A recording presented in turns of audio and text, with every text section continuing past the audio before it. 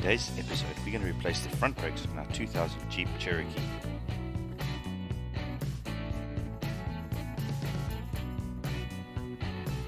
To get started, we need to jack up the front end of the Jeep and put jack stands underneath the front axle. Important to note that we're going to be using impact tools to undo the wheel lugs. If you don't have impact tools, make sure to crack the wheel lugs before you jack up the car.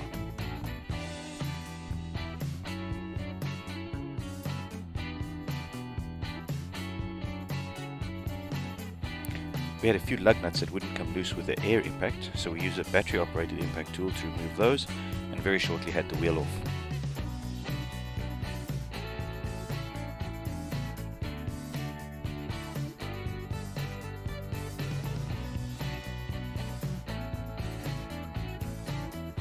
If you are doing a normal brake pad and rotor change, there is no need to undo the brake line that goes to the caliper. But because we are replacing the caliper, we're going to undo this line as well as the two bolts that hold the caliper onto the wheel end. Then we will remove the caliper. Be aware when you undo the bolt that holds the brake line on that a whole bunch of fluid is going to run out, so have a container handy to catch that fluid so it doesn't run onto your shop floor.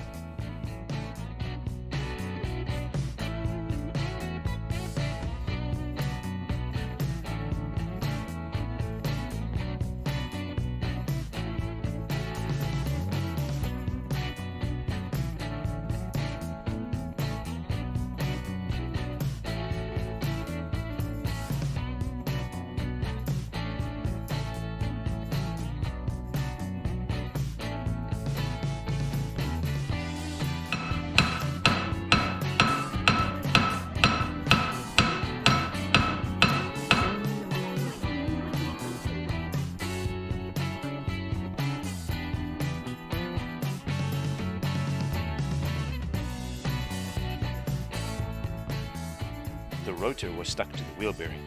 We used some gentle persuasion with a hammer and a pry bar in order to get it off. You could also use heat. Just be gentle and make sure that you don't damage the wheel bearing.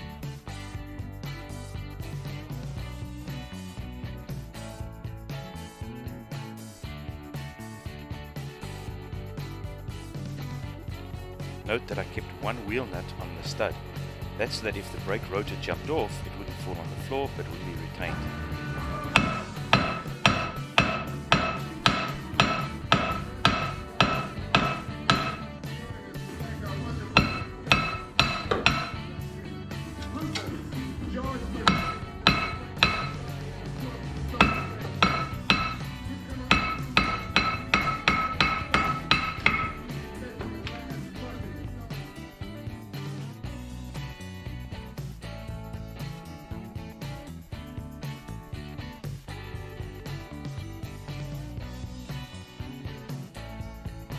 Here we can see the old brake rotor and caliper. The rotor, as you can see, is still in fairly good nick, but we're going to go ahead and replace it. The caliper is pretty badly rusted, and as a precaution we're going to go and replace that as well.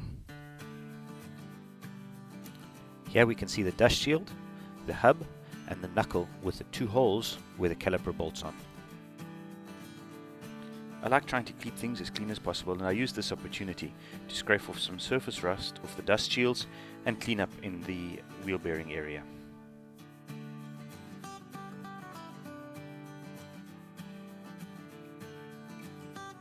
Here we have the new brake rotor and brake caliper. And you will note, because this rotor is drilled and slotted, it has a left hand and a right side. If you look at this one, is the front driver's side. The caliper also has a direction, and it's determined by this bleed screw over here. You always want the bleed screw to be at the top, so this is going to be installed on the left side or the driver's side. You'll see as it goes in, it goes into the top. If you install the calipers the wrong way around with the bleed screw at the bottom, an air pocket gets trapped in the caliper, and when you bleed your brakes they will remain spongy. So if you have spongy brakes after changing calipers, first thing I'd check is to make sure that you put the calipers in the right way. Not everybody will agree with me, but I believe in applying a thin film of Never-Seez between the rotor and the hub. This helps when you have to disassemble one day in the future.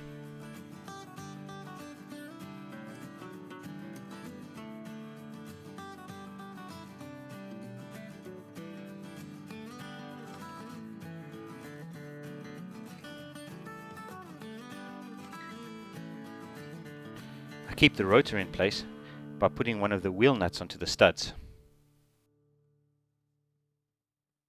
The brake pads are retained in the brake calipers by two clips, one inside of the piston and one on the outside of the caliper.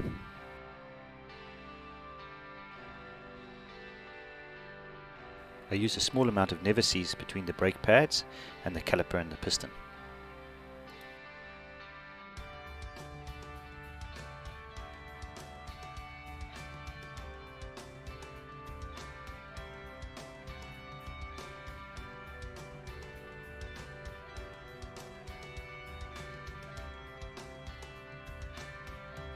As the brake pads wear on the knuckle, there could be a small gap which would allow the brake pads to rattle. This kit came with stainless steel shims of different thicknesses. These shims are added to the brake pads and make up that gap.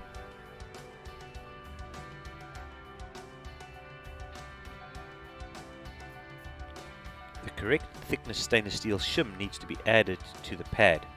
You want to have the pad slide freely on the knuckle, but not rattle.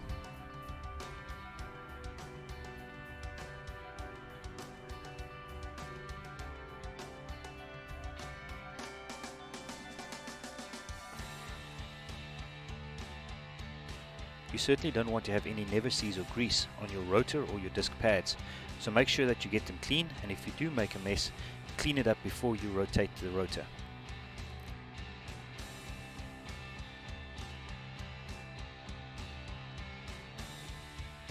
You need to reinstall the two bolts that hold the caliper to the knuckle, then tighten them down.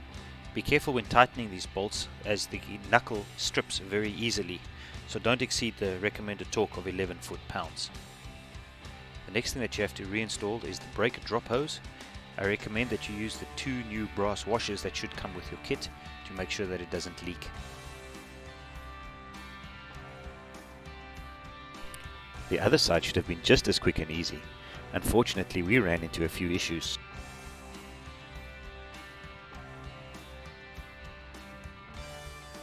The caliper bolt had stripped sometime in the past, and the previous owner used a different threaded bolt, which just caused further damage to the knuckle.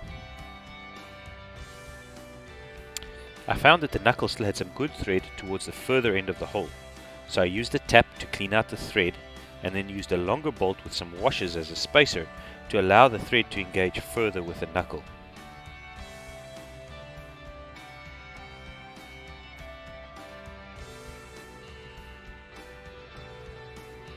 The second issue that we found was that the knuckle was badly worn where the brake pad rested on it. I ground the knuckle down to allow the pad to slide, and will insert the thickest stainless steel shims that are in the kit. Ultimately, I'll have to weld up or replace the knuckle. I'll probably replace it due to the bad caliper bolt hole. The last issue that I found was that when I rotated the wheel hub, there was a grinding noise from the bearing, which means that we have a bad bearing. I will have to replace the wheel hub, and we'll show you how to do that in another episode. After repairing the wheel end, I installed the new rotor and caliper as I had done on the other side, and torqued down the caliper bolts. My wife assisted bleeding the brakes, but you could also do this with a vacuum bleed kit.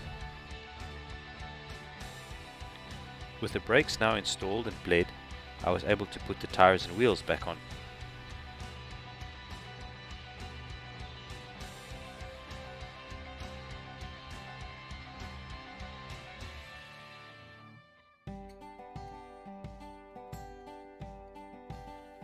The final thing to do was to torque down the wheel studs. The book I have gives a torque value of between 90 to 100 foot-pounds, and very importantly to do this in a star pattern. So torque down one nut, skip the next one, and torque down the following one.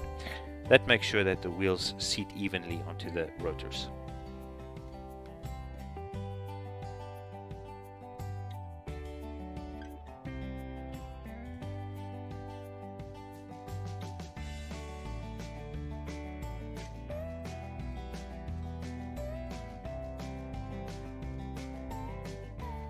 As the Jeep rolls out the shop, you may see the Mustang sitting on the left hand side. Have a look at our episode of Racing the Mustang at MSR Houston for a little bit more information around our race car.